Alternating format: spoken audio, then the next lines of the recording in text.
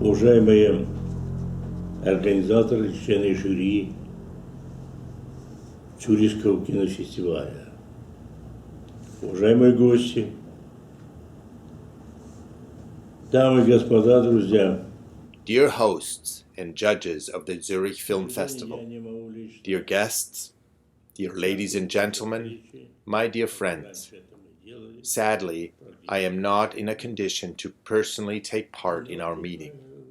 Doctors have not been cooperative in this regard. But I'm very happy that the Arrow of Time documentary is finally on its way to the viewers. It is released at an uneasy time when the armaments race is gaining momentum again, when there are new attempts to fix global issues by force, often by military means. Unscrupulous politicians yet again bring up the matter of using nuclear weapons. What all of us, the people concerned with protecting the peace, can do about it? What can we do about it presently? The relationship between Russia and the West has fundamental importance in today's global world. One of the key links in the chain, Russian-American relations. It's been 3/4 of a year since the new president of the US assumed office. Yet up to date, there has been no full-fledged Russian-American meeting at the highest level. This is simply abnormal. I would like to call upon the leaders of our countries to immediately start preparations for such meeting. It will serve as the most crucial turning point to improve the state of affairs in the entire world. I know what I'm talking about.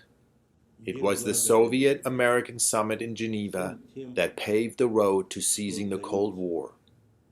At that time, at first, nobody believed that the negotiations would end well, because before that, there had been no summit between the leaders of the Soviet Union and the USA for long 6 years. But it was there, on the shore of Lake Geneva, that for the first time ever the leaders of the USSR and the United States said that nuclear war is untenable and there will be no winning side.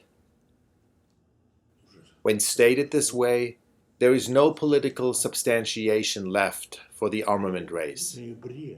It was precisely that meeting that played the crucial role in transforming the globe, which was at the time paralyzed in the Cold War.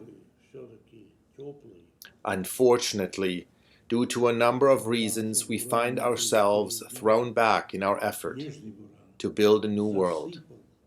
Today, we are dangerously late to transition to a new model of world order. The current objective is even more complicated and even more pertinent.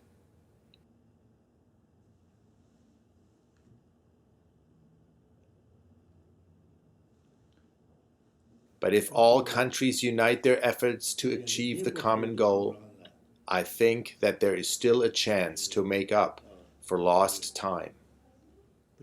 Global issues that we face, starting from protecting the peace and safety to climate change, cybersecurity, and terrorism, demand that we rise to the new level of global government that would reflect the challenges of the 21st century.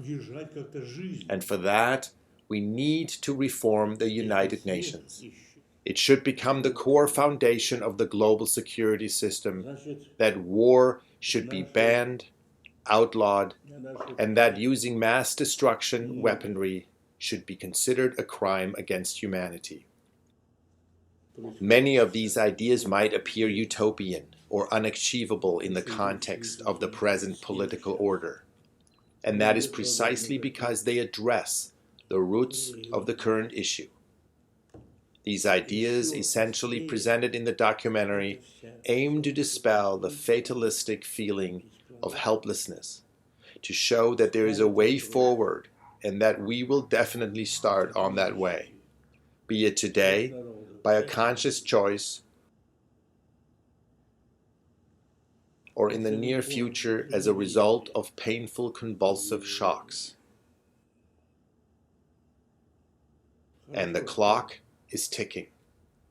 In conclusion, I would like to thank the makers of the movie, Lila Connors and her entire creative crew, many of my friends and partners in implementation of a new course of action in international relations, for their contribution in creating this important cinematic document.